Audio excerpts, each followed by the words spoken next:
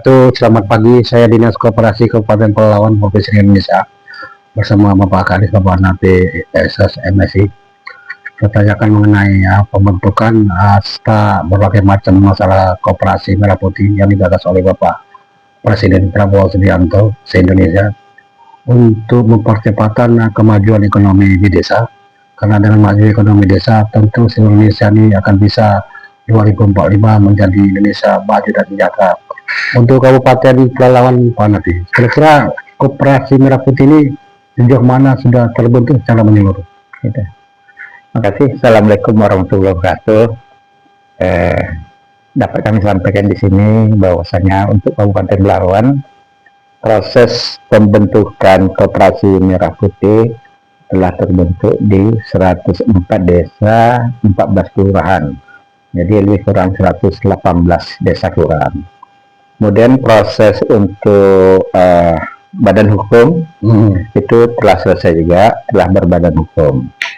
Jadi kemarin bersama Presiden kita juga mengikuti proses peluncuran atau launching koperasi merah putih.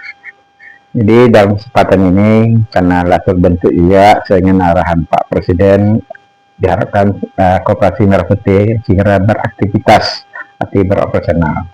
Kami melalui Pemda Pelalawan telah membentuk Satgas Koperasi Merah Putih yang diketuai oleh Pak Bupati, kemudian Pak Asisten, kemudian beberapa dinas yang terkait.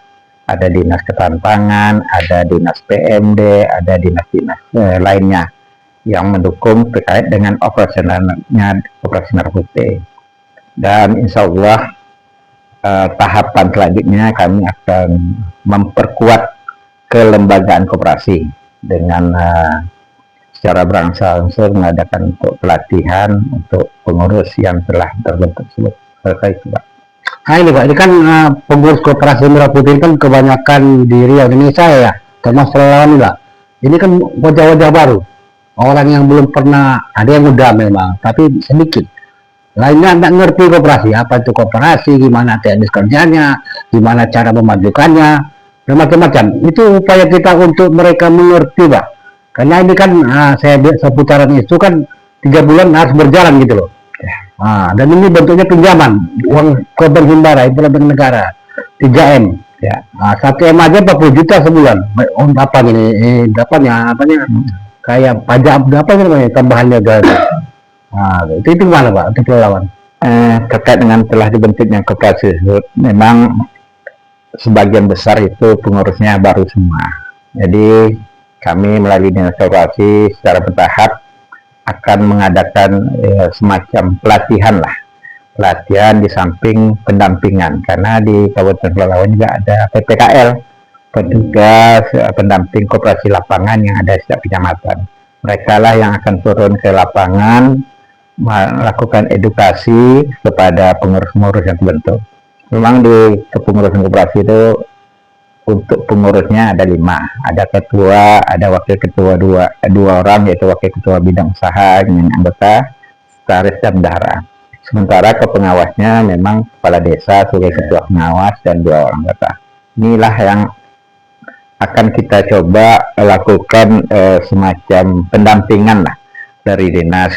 Ketika mereka akan membuka usaha apa, misalnya daerah kita ini sebagian besar di bidang perkebunan. Kami menggandeng kawan-kawan di bidang perkebunan. Kalau mereka membuka sembako atau perikanan, nanti kawan-kawan dinas perikanan yang akan ikut mendampingi. Artinya sebelum mereka memulai usaha, mereka harus memecahkan dulu potensi masing-masing desa, usaha apa yang akan mereka lakukan. Sehingga dengan usaha yang dilakukan, kita harap dengan koperasi merah putih ini dapat lebih maju lagi dan membangkitkan ekonomi masyarakat yang ada di desa. Oke Pak, di desa-desa kan kita udah banyak berita desa ya, koperasi merah putih ini. Ini kan Kades selaku ketua pengawas di koperasi merah putih ini, bahkan pengurus juga, itu banyak yang masih ragu gitu. Ragunya ya kita katanya 3 miliar, nanti pinjamnya payah, susah kayak dulu gitu kan. Ini kan menurut mereka kan apa ya, seperti dikasih hujan tapi enggak apa masih menerawang-nerawang gitu loh Pak. Itu gimana Pak? Sebetulnya terkait dengan ada keraguan-keraguan dari pengurus yang ada itu wajar-wajar aja.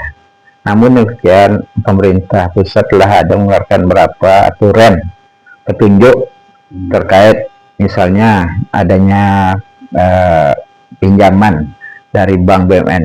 Menteri Keuangan telah ada mengeluarkan petunjuk kalau itu desa mengajukan permohonan pinjaman itu akan diketahui oleh kepala desa. Sementara kalau untuk kelurahan rekomendasinya oleh Pak Bupati. Nah, jadi prosesnya itu telah ada petunjuk tersendiri terkait dengan penggunaan dana. Mati gimana? Mungkin di arah sana kalau kita buka sembako, misalnya sembako, ini jelas banyak putaran uang keuntungannya. Tapi anggota sendiri tak bisa belanja jauh tadi.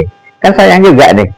Adanya di desa itu kan untuk mendekatkan lah atau memudahkan lah anggota dalam dan putaran uangnya ada di desa. Ya kan orientasi kita kan situ sebenarnya. Ya gini Bang, ini kan kalau saya kan udah bicara dengan mereka ya, mereka kan yang bawa-bawa dia, mereka kan buka usaha di ibu kota kecamatan gitu. Desa mereka jaraknya hanya 5 kilo. Mereka buka di sini, tapi di desa juga buka. Boleh. Maksudnya kan orang ini cari uang di sini. Sebenarnya ke anggota desa juga aja. Boleh aja. Terus ruang lingkup koperasi kan tak dibatasi juga kalau usahanya tadi. Tapi setidaknya mana yang bisa usahanya bisa dapat menyentuh langsung ke anggota kan lebih diproteksi itu sebenarnya. Iya. Orientasinya gitu. Iya. Oh ada misalnya ada buka pangkalan gas di Koperasi Merah Putih. Yang prioritas utama yang dapat membuatkan kan warga di sekitar situ. Kalau kita buka pangkalan gas di kota, kan kasihan lah penduduk desa atau anggota koperasinya jauh pula dengan belanja kan gitu. Jadi intinya itu koperasi ini bagi aku bisa aja koperasi itu membuka gudang, tapi kan tak beban lagi nih.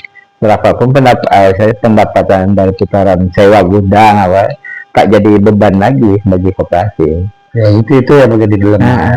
Makanya tadi perlu kajian usaha tadi sehingga ketika dibentuk atau menjadi bernilai sendiri. Ya biasa yang ada di Kabupaten Pelawang. Terima kasih. Assalamualaikum warahmatullahi wabarakatuh.